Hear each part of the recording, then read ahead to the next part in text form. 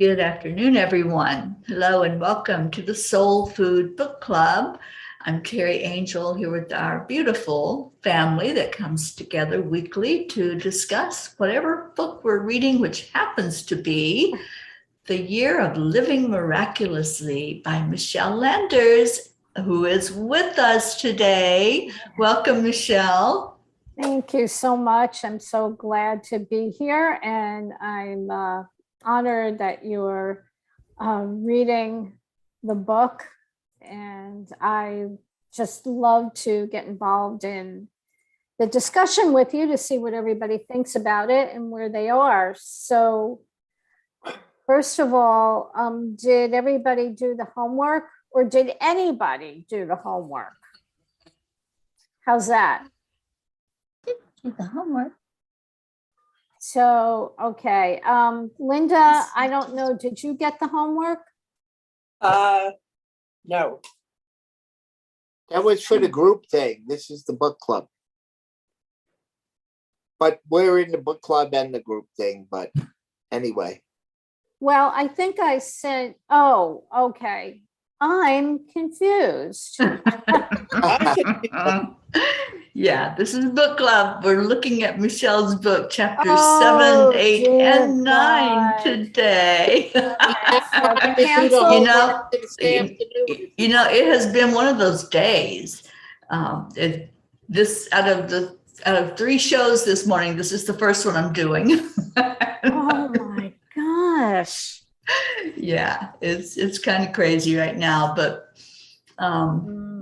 I think most everybody has delved into the book. I don't know that I finished all 3 of those chapters, but I'm ready for a discussion on the chapters along with Auntie Jean, Charlie, and Linda.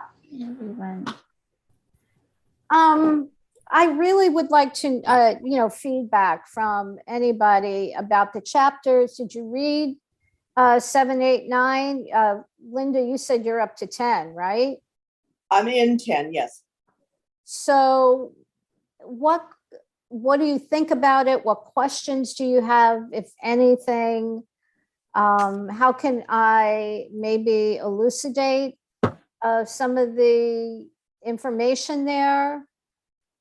I'm open. I'm in a state of progress, and your book to me really points out that you have to be honest with yourself. You know, you have voice A and B, and my problem is they're arguing with each other all the time. There's all this chatter, and I think it's almost like I allow it so I don't have to face the issue. It's like wow. So I'm listening, but I'm not doing anything about it. Well, I have to tell you, that's pretty insightful. So it's like I'm more like the watcher than the participant. So I can say I'm involved, but I don't have to own up and actually do anything. So, and I keep repeating, I'm being honest with you, you asked. Yes, I love that. So I keep repeating the same patterns. And I think I forgive my situation, but then it pops up and I get not as often, but I still get the same reaction of instant anger, which for me is unusual because I don't think I'm an angry person, but you know, they get the little and set you off again. Yeah. Well, so I need to lose weight. My problem with that is the 2 voices arguing again, and then procrastination and patterns, changing patterns, and changing the pattern of procrastination. Mm-hmm. Yeah. The arguing voices thing is a really common experience for a lot of people. And it's good that you recognize that. In coaching with clients, I do an exercise. I can't do it right now because it's really individual. But I get the voices to talk to one another, because the problem is the voices are in conflict. So that, and it's just like a split mind. Mhm. So in order to, there is a process, you can do where they talk to one another. And then from that, it can really lower the level of anxiety and help you shift. And Yeah. one of the things, but like I said, I can't really do it here because it's an individual thing, for each person. And it's a process. But what I also wanted to mention, if this helps at all, so you must have read the part about George Costanza. Yeah. And if you remember that. So when in doubt, do the opposite.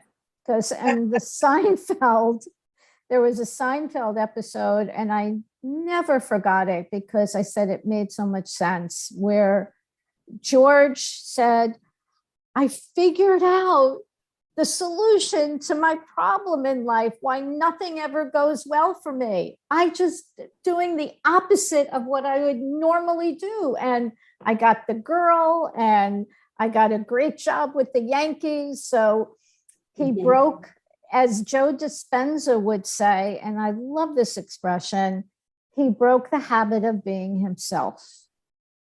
And that's what, if nothing is changing, then that's what we have to pay attention to. We have to break the habit of being ourself.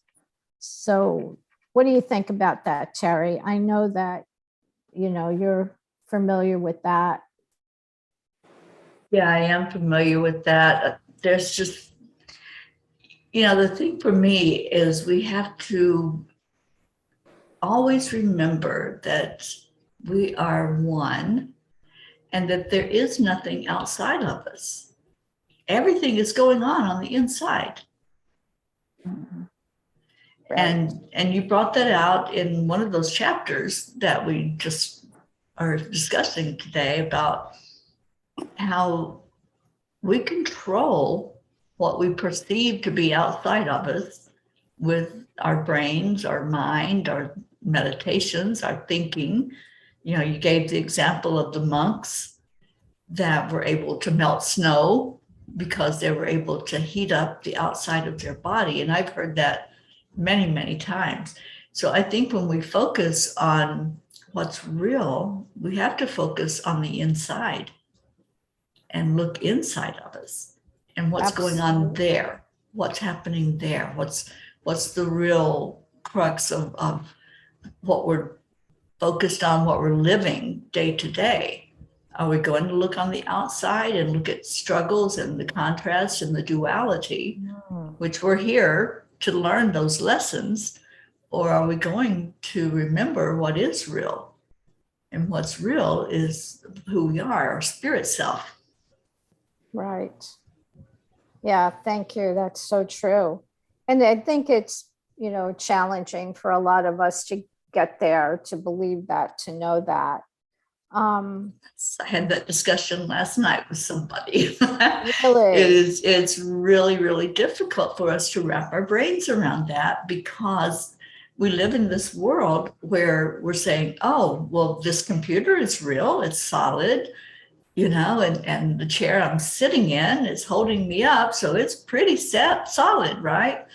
And yeah, it's vibrating at such a high frequency that it's solid enough to hold weight, but it's still moving energy. And that's when we can start to realize, oh, nothing here as it appears to be, which is what the Course in Miracles teaches us as well. Right. I had that discussion too with someone else. They asked me if, I just want to remember what I want to go back to. Let me just pull up a chapter here. But they asked me about the Course in Miracles, and I said, I read the Course in Miracles many, many, many years ago, but I have to tell you, I skipped around a lot from one chapter to another. And then I read the teacher's manual in the back. But, we were discussing it, and I said, well, here's like the first opening, pretty much the opening. Whatever, I forgot how it's worded, but it's something to do with whatever I see in this room is not real, this chair. And so, that my friend had a really hard time understanding that. What do you mean it's not real? I can sit on that chair. I can feel that chair.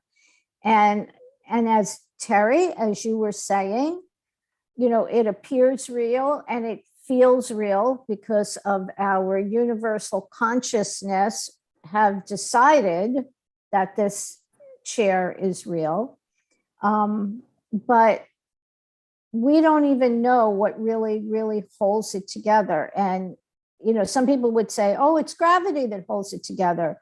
Well, I watched something one time that said, honestly, if you looked at anything under a high-powered microscope, number one, it would be a lot of molecules vibrating at a certain rate with a tremendous amount of space, what appears to be empty space in between. So what the heck holds everything together? Well, we don't know the answer to that. But according to A Course in Miracles, it really doesn't matter because it's all a co-creation. It's all an illusion. That is pretty damn hard to wrap your mind around. But I mean, if we can just open up a little space in our brain to say, I don't understand that, but I'm going to entertain the belief that that is true and see where it takes you. Because unfortunately, we are addicted to our way of thinking. And that's really, really challenging to break your way of thinking. And so that's what I think it's chapter 9 and chapter 10 too. I'm not sure that I devote a lot of time to. So that's why, and we're, oh, that's Jean. Jean stopped her video, but not her audio.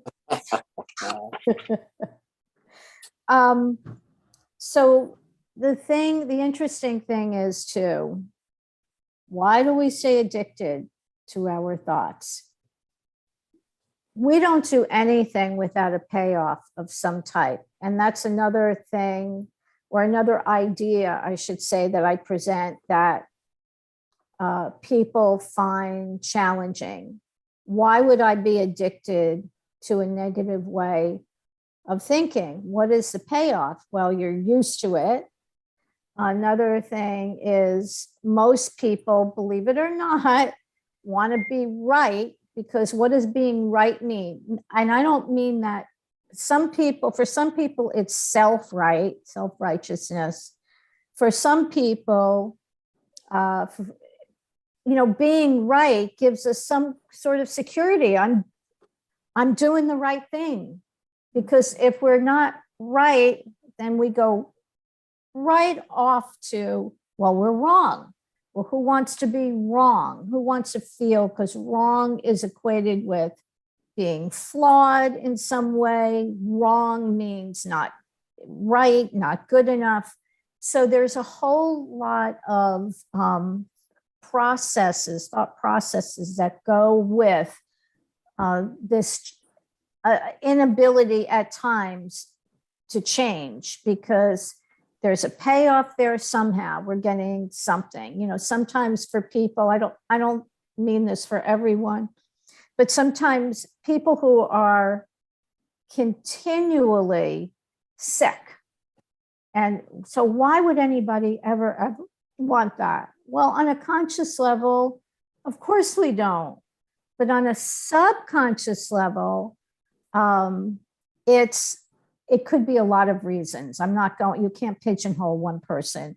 But by delving in, I had one client and she constantly had something, whether it was a toothache or a backache or a headache or nasal or eyes or hip problems.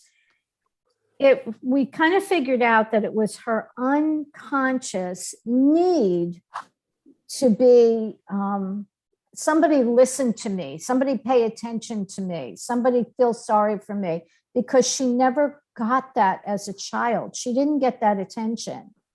So how do we get attention? We can get it by positive behavior, or we can get it by negative behavior.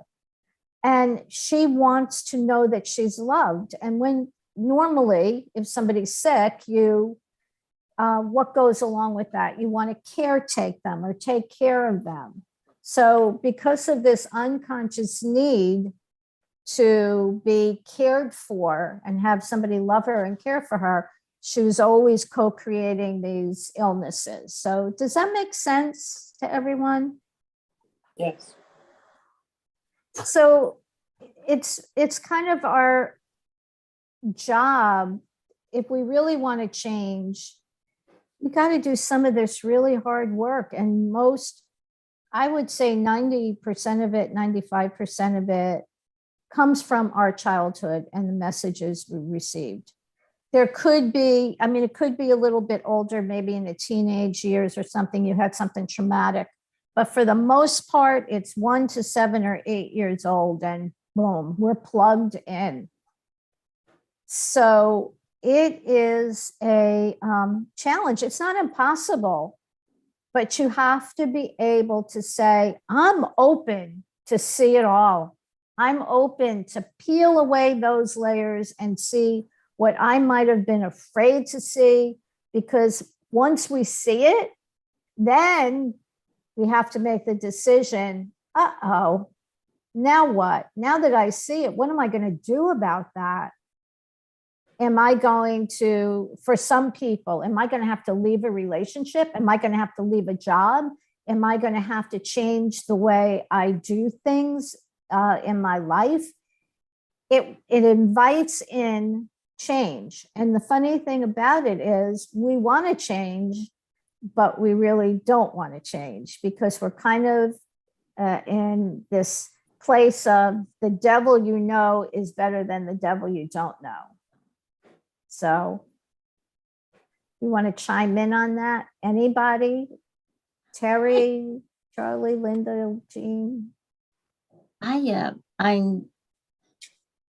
Your book has been hard for me, but it's been so amazing. I realize with these 3 chapters that what I have done is I've taken my childhood and the hurt, the things and I've put it in a box and put it away. And it's not me. It doesn't affect, at least this has been my reasoning. It doesn't affect me. It's gone. I have a choice to be what I am now. With your book and your exercises, and they've been in a way quite painful, but it's shown me that just because I put that stuff in a box somewhere, I'm not done with it. It's affecting me. And so I have to take it out and I have to look at it and I have to understand it, understand how it has affected me so I can actually really, truly get rid of it. Or maybe not get rid of it, but make peace with it. I don't know. I'm not smart enough, but the painful stuff that I've been going through, I'm discovering things. And I said, oh, I didn't realize, I hadn't examined it that way. I hadn't examined,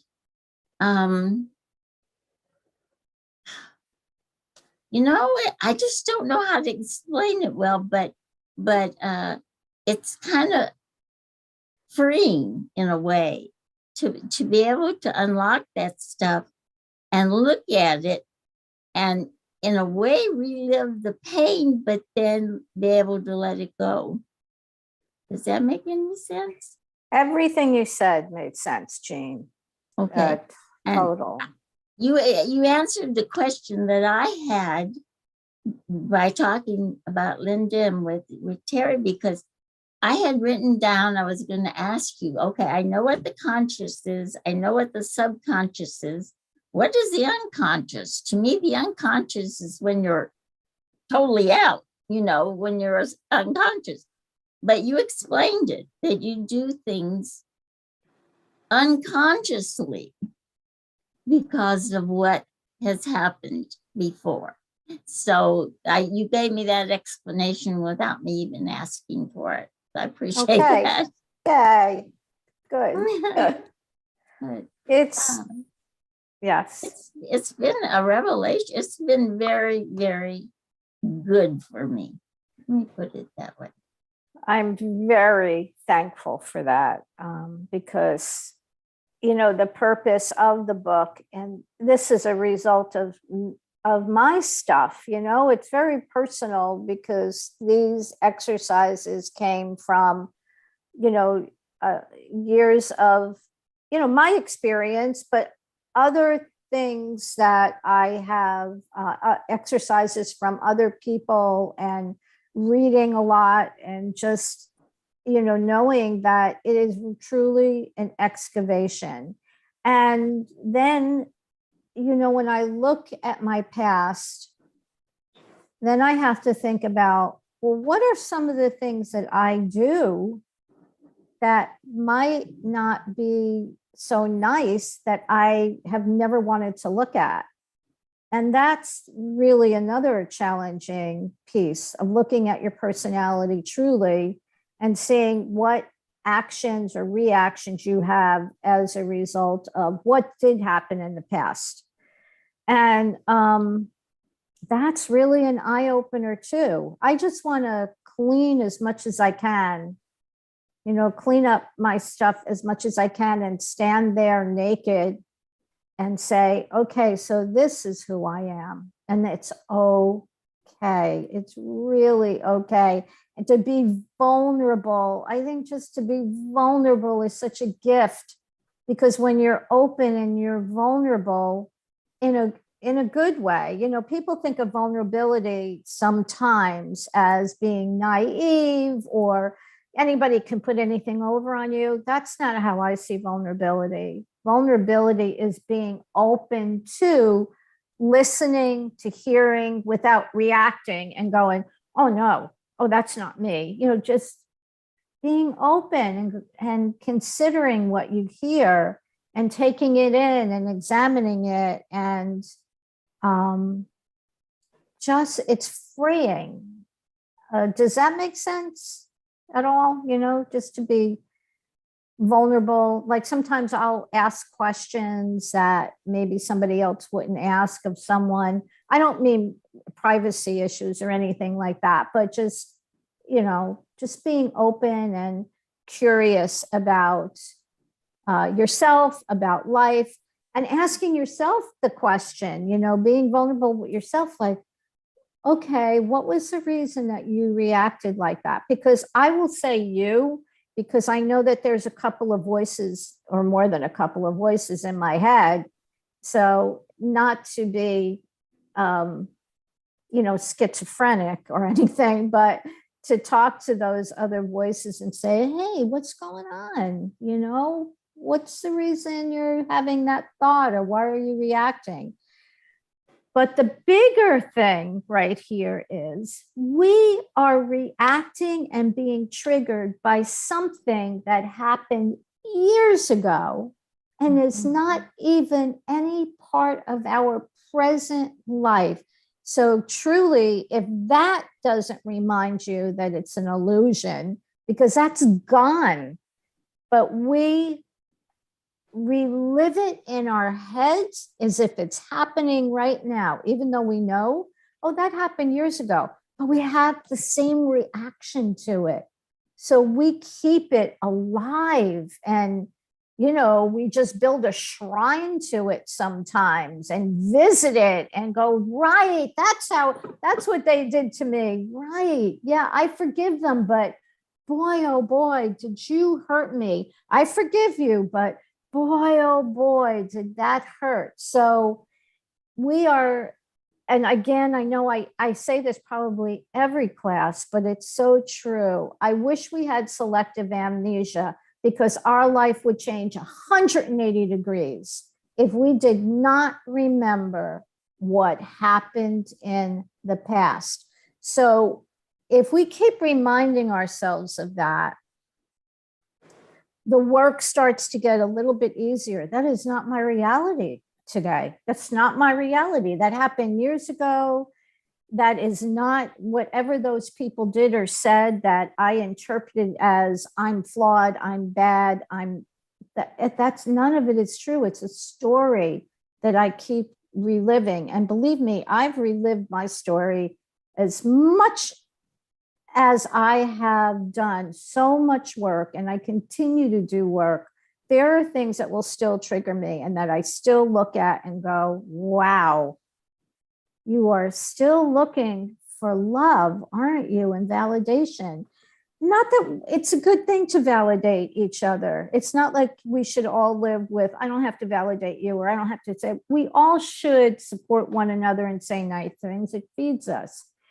But when you're in a place where you constantly need to be validated, and you turn into either an enabler or a caretaker, that's a problem, because that is a well that's never going to be filled from the outside, ever. It's us. As Terry said, from the beginning, we have to do the work and we have to fill ourselves. And within the process, we even become more loving towards others. So we stay addicted because there's a payoff, and we're not quite sure how to change. So anybody chime in? I really want to hear your guys' feedback about that. Yeah, I know Linda raised her hand and I have a comment, Linda. Oh, I'm sorry. No, that's okay. No, I just did. I think when those things pop up, we feel the same hurt we felt back then, even though it's years later. But if you step aside, those people are either judging you or trying to get a reaction. So you've already given them one reaction. You don't have to do it 48 times. Right. And that's easy to say, but it's not easy to respond to.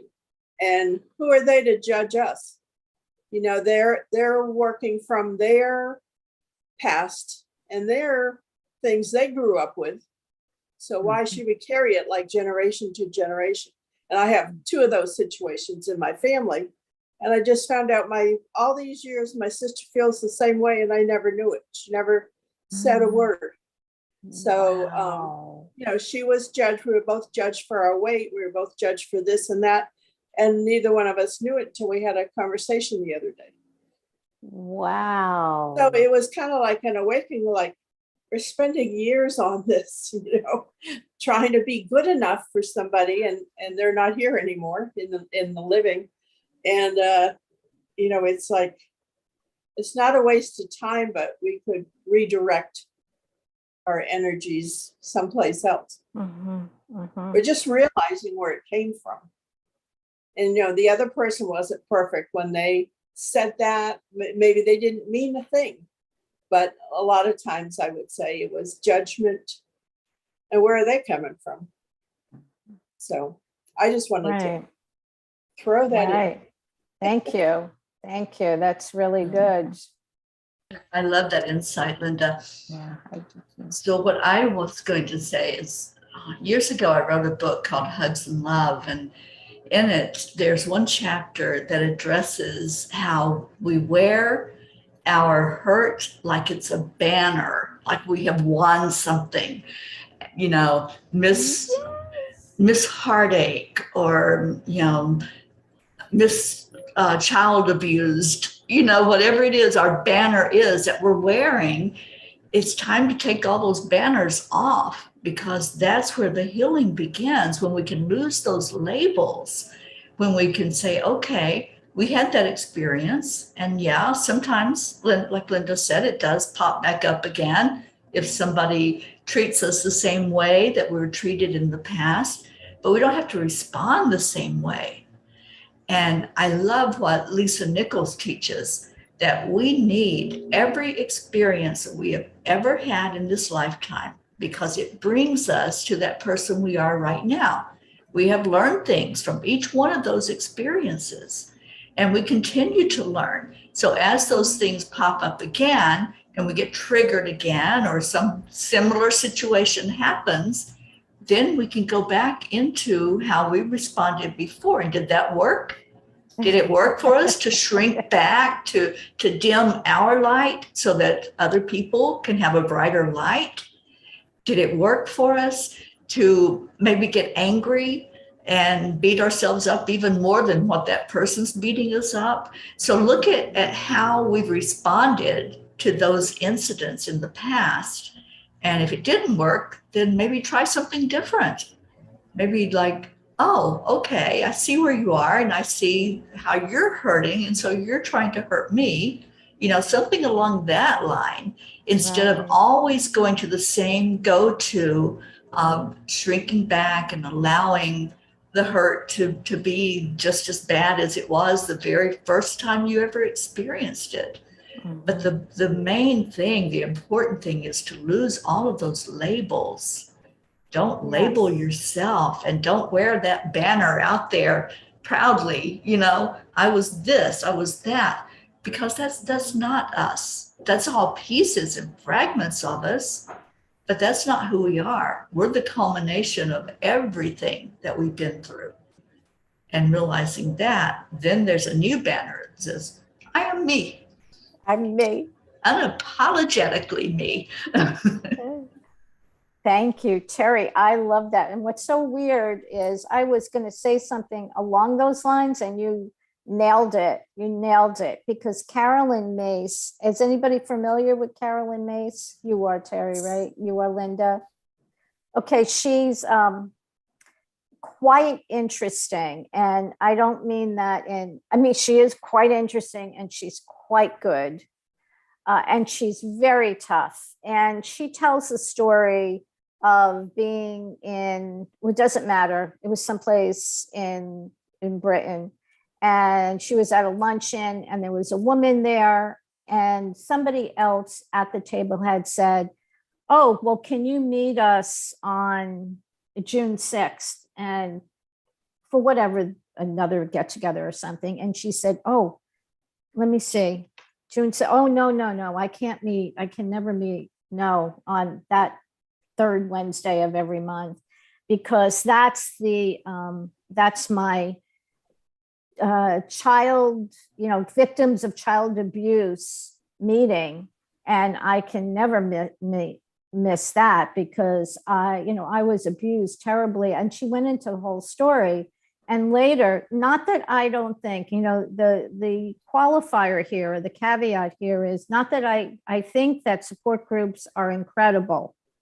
They're really helpful to move you to a certain point. But then you've got to cross that bridge, because she said to that woman, because the woman also added, I've been going for 25 years, So Carolyn Mace asked her point blank, why did you feel the need to tell everyone that not only weren't you available June 6th, but that you had a support group because you were a victim of child abuse, and then go into the story? And she said, I'm not criticizing you, I'm just asking. And the woman said, because that was devastating to me. And so the bottom line is, Carolyn Mace says that we, as you pointed out, Terry, a lot of times people lead with their woundology, because it gives them something to attach to, and it gives them a really good excuse for not moving forward. So that's not a conscious thing, but it's there. It's like, this happened to me, I'm a victim, And therefore, either I don't deserve anything more, or I'm too afraid to try anything more. But again, that whatever happened in the past is in the past, it's gone. And we keep reawakening it by reacting in almost the same way. If it brings up this pain and this hurt and you want to almost cry about it, you still have, cleaning up to do. And that's not to negate it. And I hope I'm always make that clear. It's not to say, oh, that's not important. Of course it's important. And also what you pointed out that Lisa Nichols says is spot on. It's brought us to where we are today. If I didn't go through what I went through with my family, with my husband, I don't think that I would be so devoted and so interested in living a different life. I really don't. I think I would just be, there's no way to tell. I just know that today that was definitely the catalyst. And I pretty much put that forth in the beginning of the book. Those relationships were the catalyst. So in that vein, we could say, well, thank you for the lesson. I wish it was a little different, but you know what? It's brought me, look where it's brought you, Jean, and you, Linda, and Terry and myself and Charlie. I don't know your history, but I would assume that there's had to be something there. Very few people come to this like, oh, I think I'm going to really dive into spirituality. Well, the book makes you take a hard look at yourself and see, the flaws and everything else that you're still carrying around with yourself, and you mention all the time the work that you have to do to, to move forward, to get out of the, all the different things that that have been bothering you or been with you, that you're really, you really find out about yourself, what went on in your childhood or whatever, and that you've been carrying around with yourself, and you have to do the work to let it go, and and once you do that, and one chapter, I guess it's the first one with out of the 8, half an hour half-hour meditation every day is essential, except when you're very, very busy, then you need a full hour. So Right. I need a full 2 hours today, so. And you should take it. It's so true. So It's I'm so like, true. oh my God, I need 2 hours, never mind the hour. God. So anyway, yeah. That's so. Well, you've got 2 hours before the next event, Charlie. Oh my goodness, but it's true. If we could, the other thing I do with clients sometimes is I say, okay, let's do a do-over, and that is you can either do it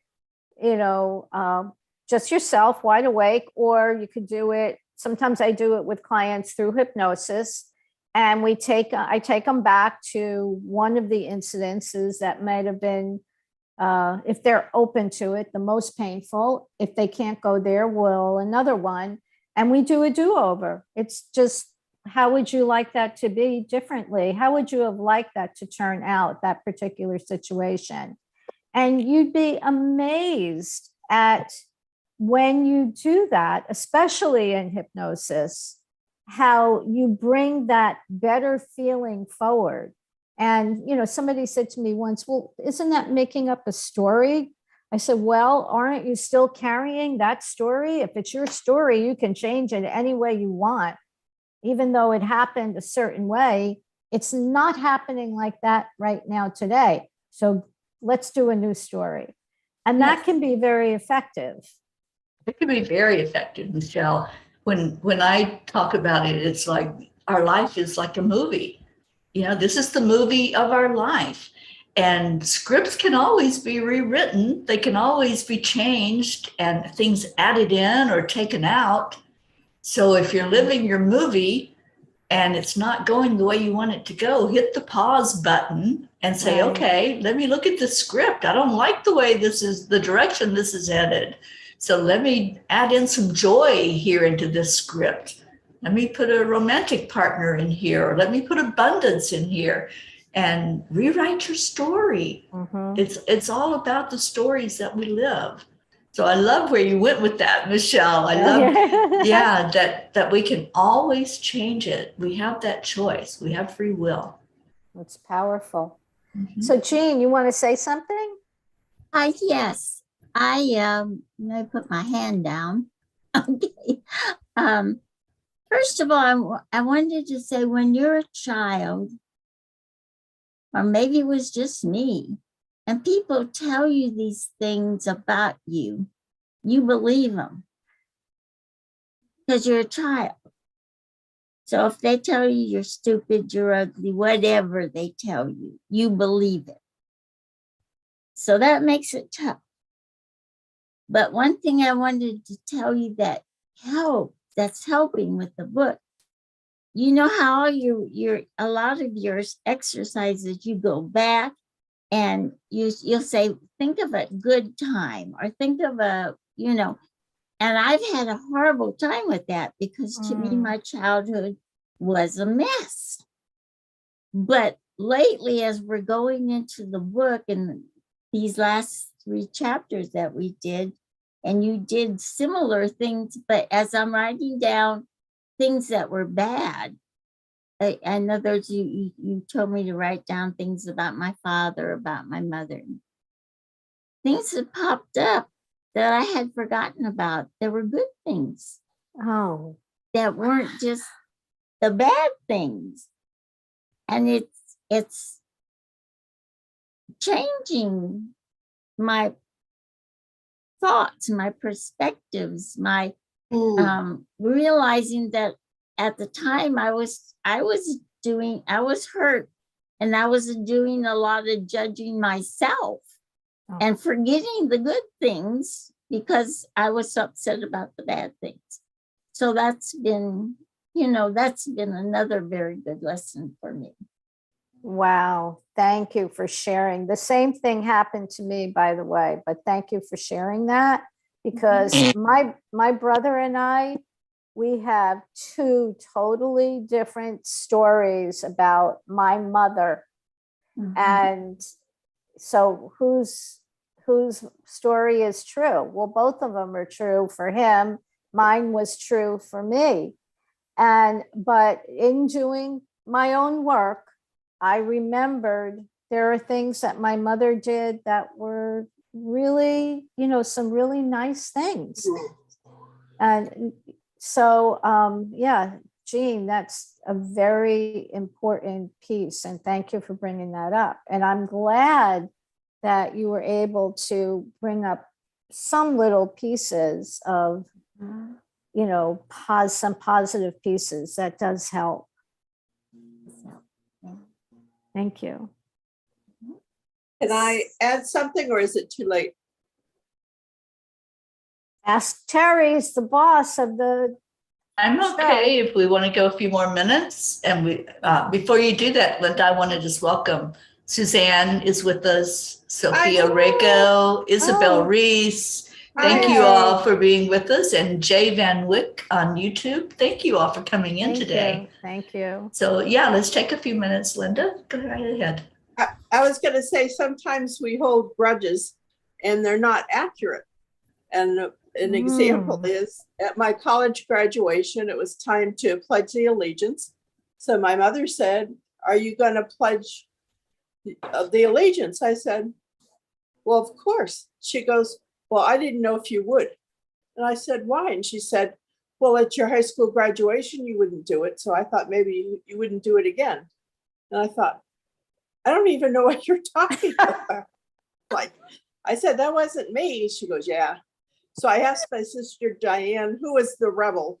She goes, oh, that was me. I was going through my rebel stage.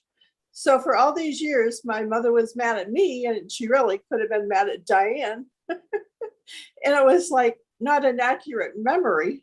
And she spent all that years festering over it, chewing it. So I just thought, it's sometimes the memories aren't even accurate when you're mad at somebody. Wow. Wow. That's a good one, Linda. And I thought it was funny, but I didn't think it was funny at the time because I'm trying to celebrate my graduation from college, and she threw something negative in instead, So anyway. Yeah, thank you. Thank you for that. And that's true too. We have, I think it was Paul Simon wrote that song, Kodachrome, right? Yeah. If that's why at an accident, you could have 5 people interviewed as observers, and they will give you different responses. So what does that tell you? Yeah. It's how you're seeing the world. Exactly. Your perception of what happened. Exactly. Yeah, it happens at crime scenes as well. Yes. If people have witnessed a crime happen, like let's say a bank robbery, and you can have 10 different descriptions of that event and of the person that did it. It's just something that our brain, I guess we go back, Michelle, like you were saying, we go back to what we know. And so if we see that person is really big, then we're going to describe them bigger probably than what they were. So I think it's, and that's very interesting, Linda, that happened with you. And I'm going, I wonder if my parents ever blamed me for something I didn't do. Well, we always say They probably did.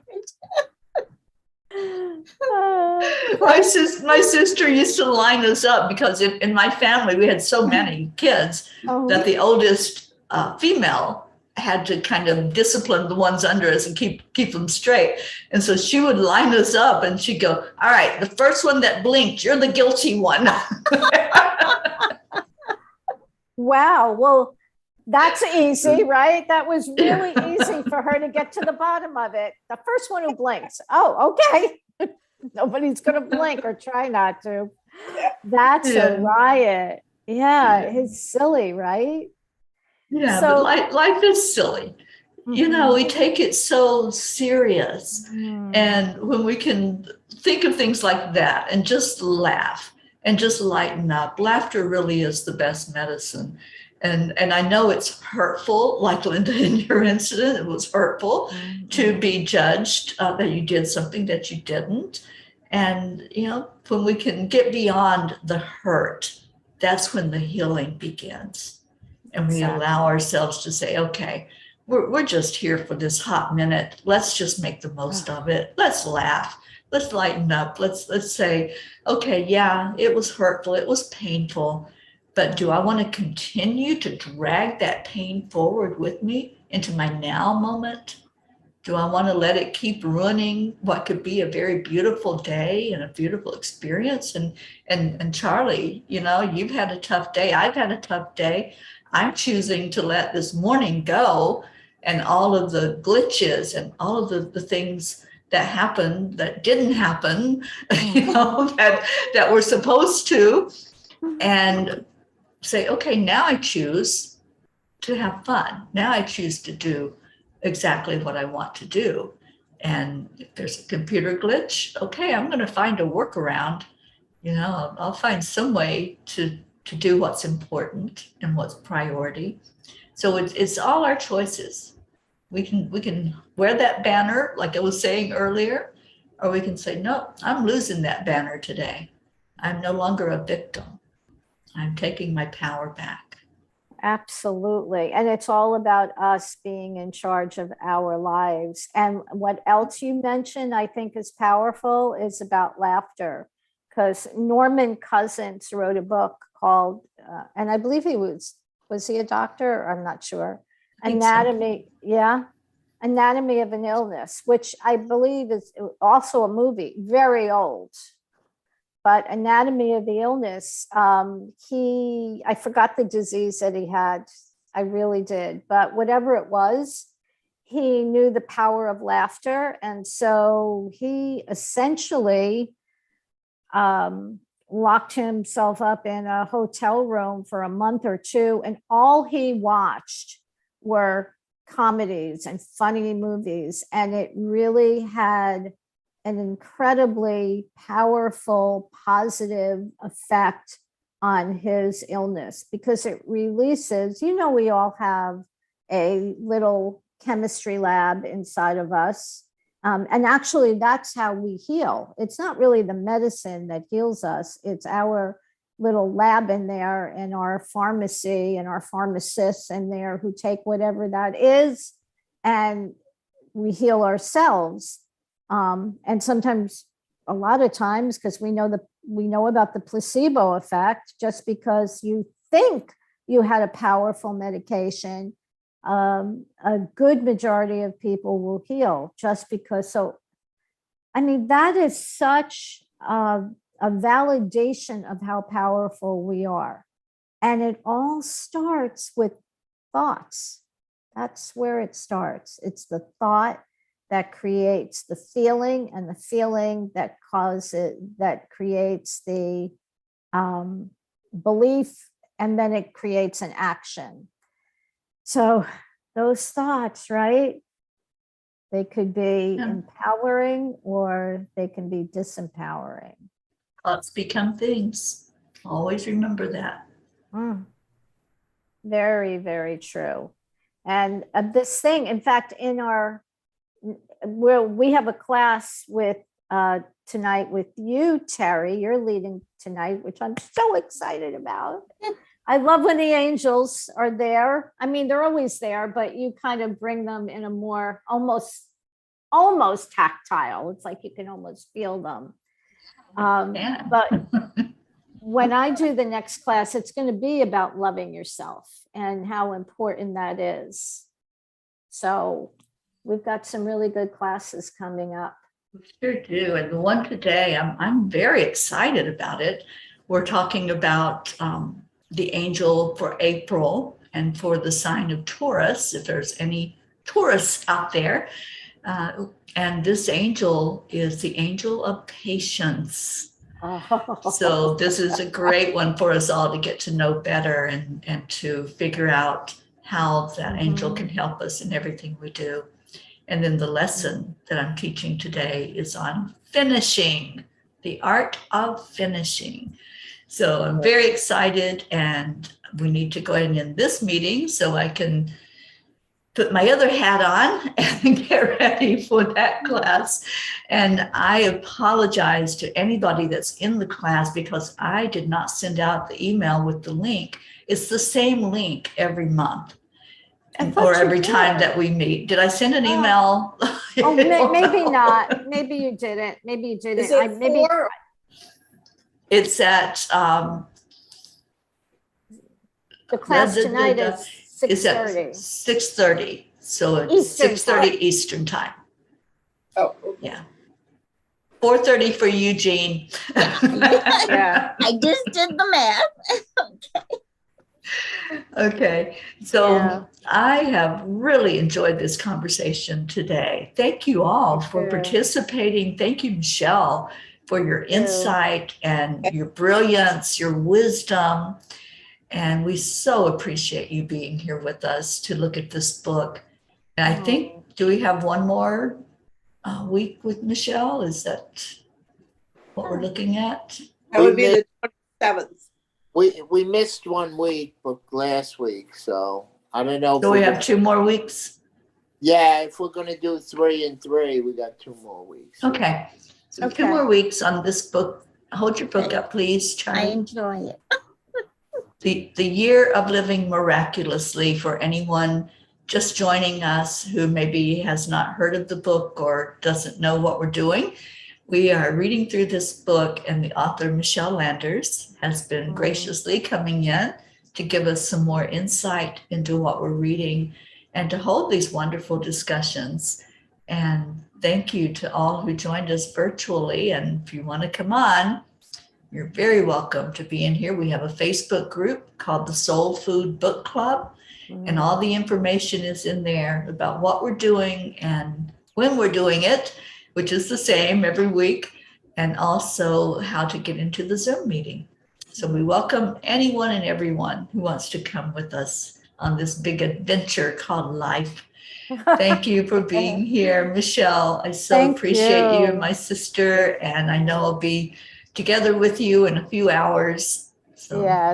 Yes. Thank you all. You're all so great. And I always say this because it's true, and it just it uplifts me so much. Your energy is great and just beautiful. And you guys I get the feeling, that you guys are vulnerable, you're open, and I love that, because that's the way I like to be. And I love to interact with people that are like that, because so much gets revealed. I learned so much.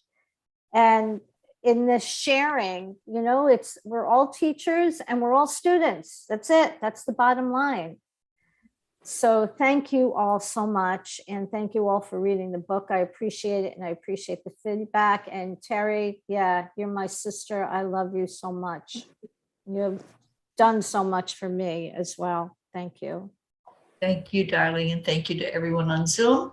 And we leave this room with a namaste, y'all. Bye, everybody. We'll see you next week on the Soul Food Book Club. Okay. See you Bye later. for now. We love you.